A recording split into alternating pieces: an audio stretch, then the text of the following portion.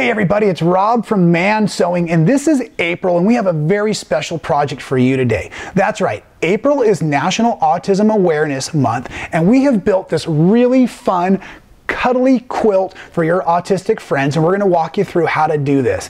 Now, one of the things I want to point out, we've been informed that a lot of the folks out there that do have autism, they like texture and they like the weight when they're sleeping under something. So we've actually filled these quilts you see behind me with the poly pellets. Now, I'm just going to point this out as we're getting started. I'm going to make some fairly small samples so that you can follow along in a relatively fast format. You're going to make your quilt for that special person in your life, right? So you might make it much larger, and there is a 10% weight to body mass ratio. What does that mean? Let's talk about it. If your autistic friend is 100 pounds, you would like your quilt to weigh roughly 10 pounds or a little bit less. And I'm going to walk you through that when we're filling a little bit.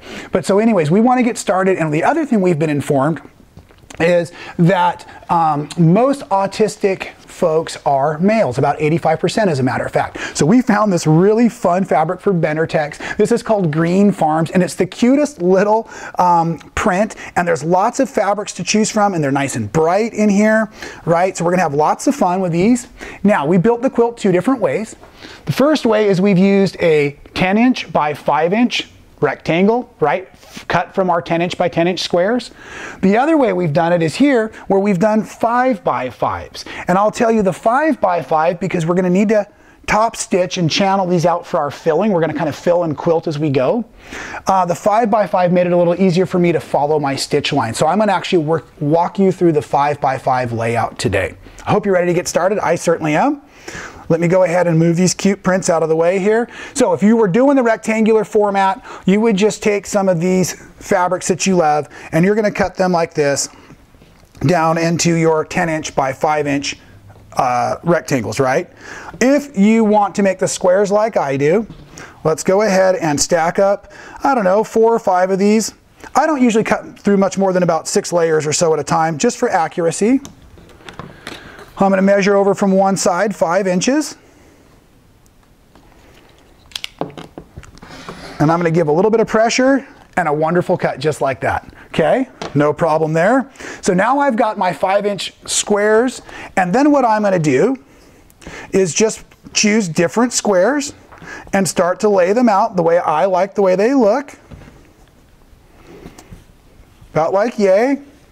So for this smaller project we have here, right, we basically, or the one I'm going to walk you through is basically about 5 rows. So what you're going to do with your 1/4" seam allowance is you're just going to sew your squares together and make a row. And let me show you what that looks like. Okay, so here we have this, and here is this row that I've just made basically. And this row we're going to sew on here with a 1/4" seam allowance. And I'm going to show you a trick. Now, a lot of you would like to pin to match up your seams, and that's never a bad idea. But what I've learned to do is as I start to sew, I actually just pinch my next place where my seam allowances would be great if they matched up. And I hang on to that as I feed this thing through with a 1/4" seam allowance. So let's get that done for us.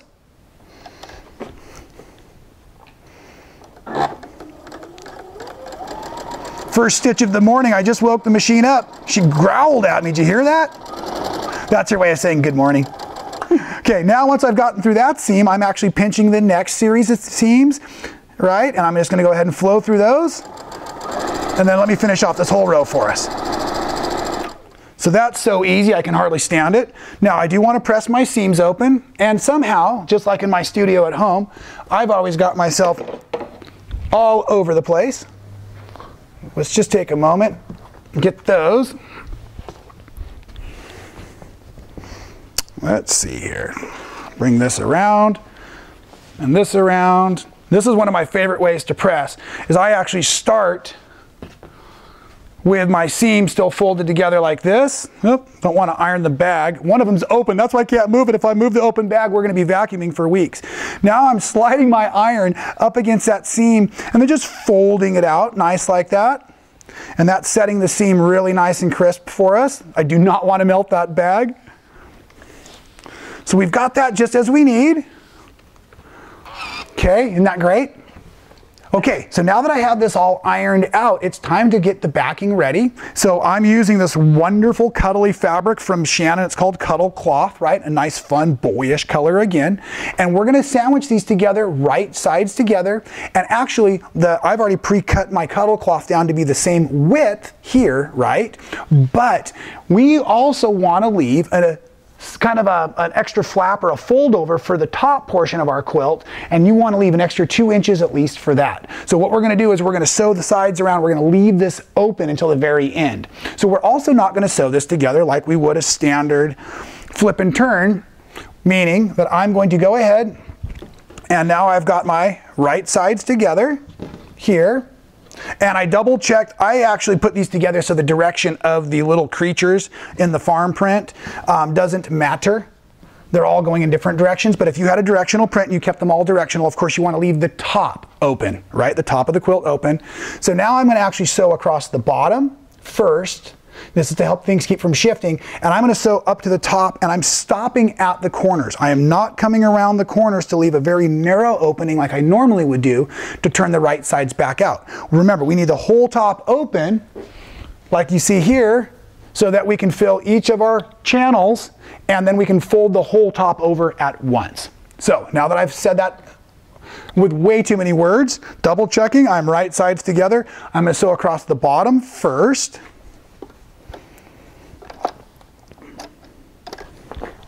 And here we go.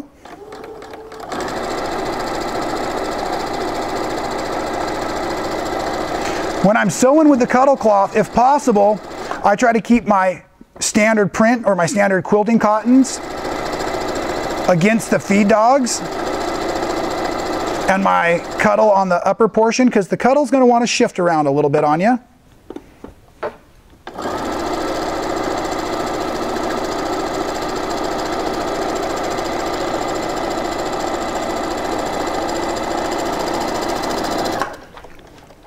Okay, now I'm going to do this side,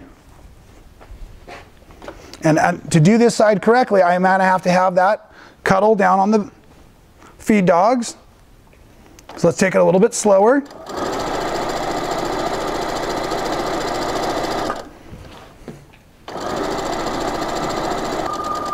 Okay, and then I'm going to go ahead and do the other side. Once I have that other side done, I'm going to roll it out and I'm going to top stitch it from there. Okay, as I said, I've got all 3 seam allowances made, and I forgot to mention we should really cut that 2 inches before we go ahead and trim, or excuse me, before we go ahead and turn this thing back to the right sides out. So what I'm going to do is I'm just looking at this top seam. Make sure it's completely on my board. That's the best way to dull your blade, is to run off of your board. And I'm just going to come up here 2 inches. That looks good. And make my cut. Okay. So there's that. And that. And now I'm going to reach down in, pull this back out. Like yay.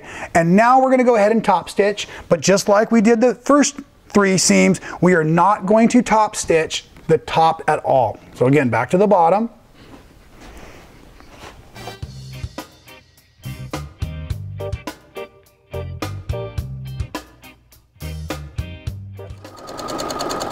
Okay, and coming to the top and stopping again. Okay.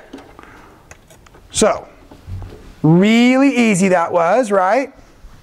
The next step we're going to do is we're going to go ahead and sew from the bottom up these seam allowances, and what those become are they become columns, and then we're going to dump our poly pellets in, and then we're going to sew across these rows like at the quilt as we go we were talking about, and that's what walks just the right amount of poly pellets in each individual little pocket. So next step is, and when I do these kinds of channel quilts, I'm going to start on the middle seam, and then the next middle seam, then the 2 outside seams. Here we go for that.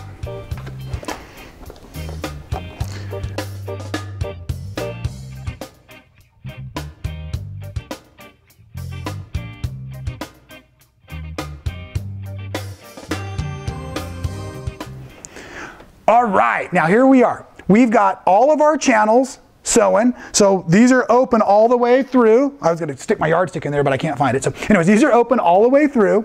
Now we're ready to start filling this with our poly pellets. Now, the poly pellets, oh, and the reason we're using the poly pellets, they are made, they're basically synthetic, they're plastic, so they are not going to suffer in the wash. This needs to be a very washable finish project. So that's why you're not using rice or beans or something, because they'll be growing later on in your quilt. So we're using plastic poly pellets, and what we found is most of these come in a 2-pound bag. I sat and scooped with my little 1/4-inch scoop, and I found that basically 1/4 cup scoop weighs about 1.25 ounces.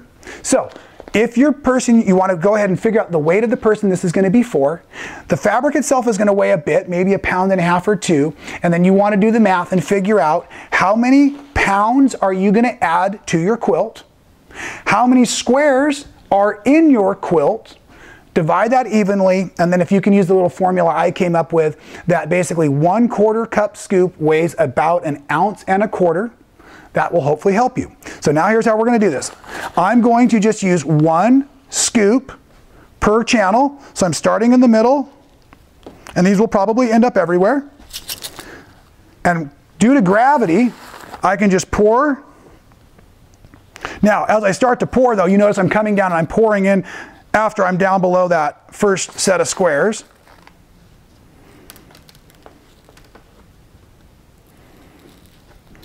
I let my seam get a little tight on this side. It's all right. Over here. Oh, little gravity. If you didn't think that was going to happen, you have way too much confidence in Mr. Man Sewing here. Okay. So now that I've got all of that in there, we're going to let gravity do the work.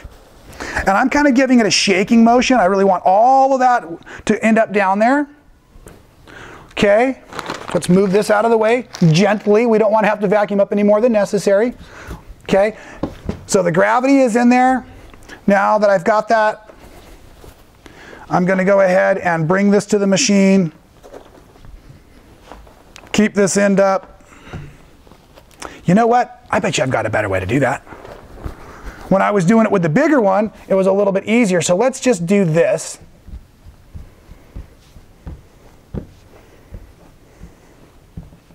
Okay, and that's going to help everything stay a little more organized and not come slipping out. This one's a little petite. Okay, here we go. Back stitch in.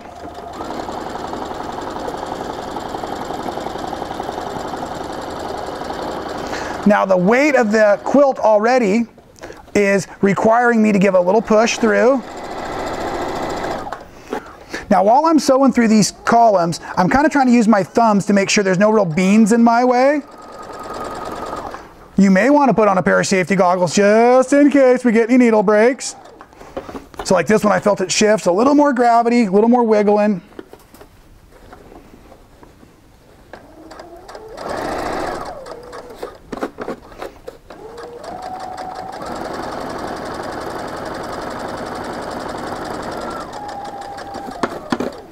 So I'm just moving those beans out of the way.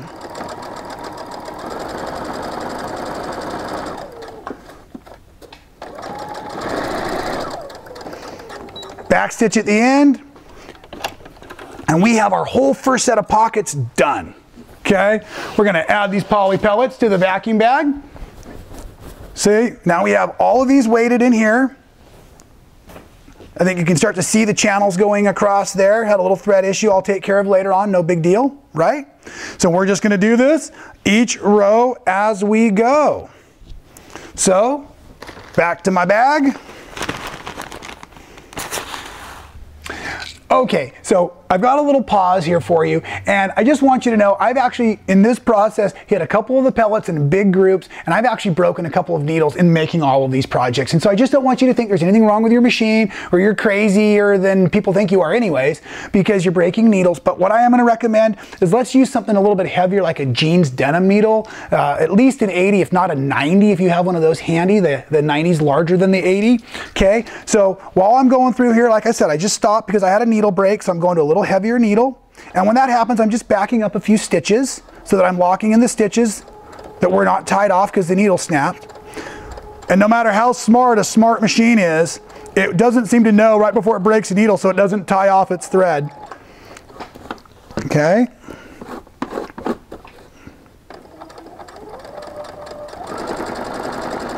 And I'm taking this nice and slow, like I said, try not to push or pull too much.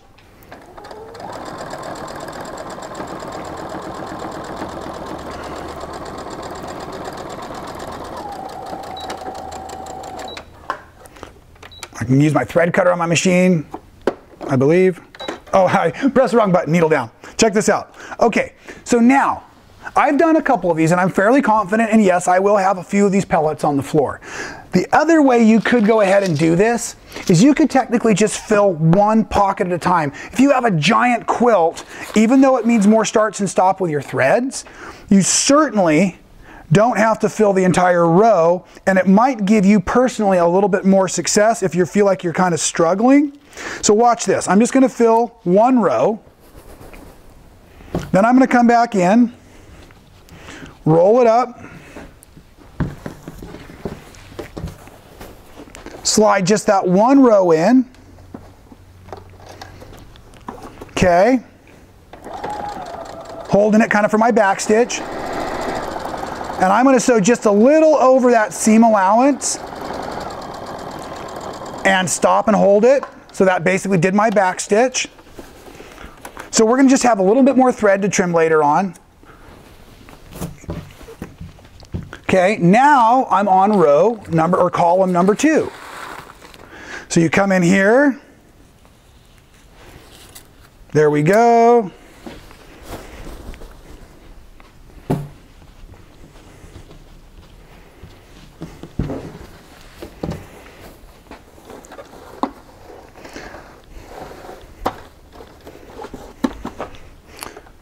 Okay, then again, as I'm restarting, I'm locking in those stitches by holding them in place, and that locks in those last stitches as well. Now I'm going to feed this through and do the same thing. I'm just going to stop at that next seam allowance. Stop, stop, stop. Thread cut. And so on and so forth. All right, welcome back here. We're coming into the very last row. Now this row I guarantee will make a mess all over the floor, so I definitely want you to do this one pocket at a time, okay? So here we go. We're going to basically pour in our beans or our poly pellets. These are not food, right? And now what I'm going to do is I'm actually going to run a seam allowance across there, but then I'm going to also fold that over later on. Okay, so we've got all of those in there. And I probably should have started from that corner because now I want to do it this way. But I've got my beans in there, so just, it's no problem. You can do it either direction. And here we go. Lock in that stitch. And finishing. Right, you'd come to the next one. Fill. Shake. And sew.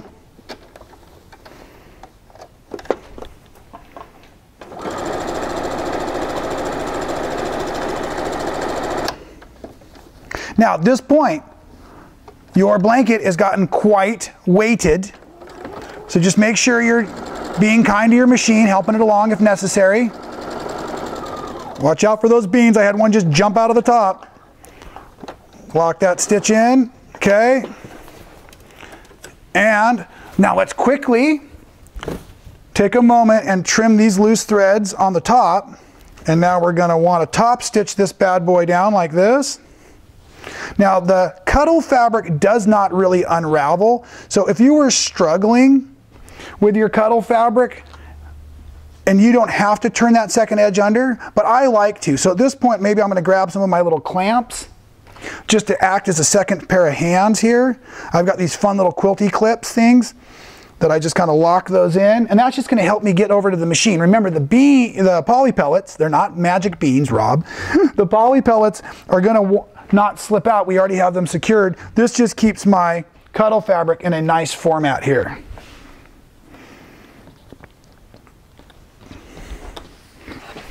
Okay, and the last step is I'm going to try to take and poke this little edge underneath. Just a freckle if I can. There we go. I'm pulling the clip before I stitch it. Now you do have the poly pellets possibly underneath your needle again, so you're still being cautious. You need a little encouragement. Sometimes you can give a little tug, but you know what? It's so funny. A lot of folks start tugging, especially when they're working like through jeans and denim fabric, and it's the pulling on your fabric that will cause your needle to break too. Of course, your jeans hopefully don't weigh 10 pounds like my little quilt does right now. I'm also putting the weight of the entire quilt on the entire table. All right, there we go. We've got our last few stitches done on our fantastic weighted blanket here. And as you know, at Man Sewing, we definitely have your back. So let me give you a couple things I did really experience while creating this. Now, the top construction, piecing together your 5-inch squares, that's a snap, and it's a great place for you to practice your quilting techniques, right? But once we started adding the weight of the poly pellets into the project, it got a little heavy. And now we also, of course, we use the cuddle fabric on the back on purpose. You don't feel the poly pellets through it as much, and we love the texture it provides. However, some sewing machines, some of the older ones are a little tired, and they don't necessarily feed fabric that has a lot of give or pile to it real well. So if you were struggling feeding the fabric through, maybe a flannel would have been a better choice for you, or a standard cotton, just because it'll drive off the 4-wheel drive of our feed dogs a little bit better, right? And then the other thing is too, while you're working through some of this stuff, using that denim needle, boy, that sure made a difference for me. I love those sharps needles, but they're a little bit petite, and having that strong denim needle really helped as I was hitting some of those poly pellets, as you will too as you're sewing through there. So the denim needle and just taking it nice and slow and being careful as you're sewing through, you will be able to do this. You will be successful, but just take it down a notch. And we know how much you care for those autistic friends and family out there you have in your life, and we just want to take a moment and say thank you for all the care that you provide, all that extra special attention that you give out, and we thank you for making them a fantastic weighted blanket as well. And so while you're enjoying that, we're going to come up with some other fantastic creative projects for you here at Man Sewing.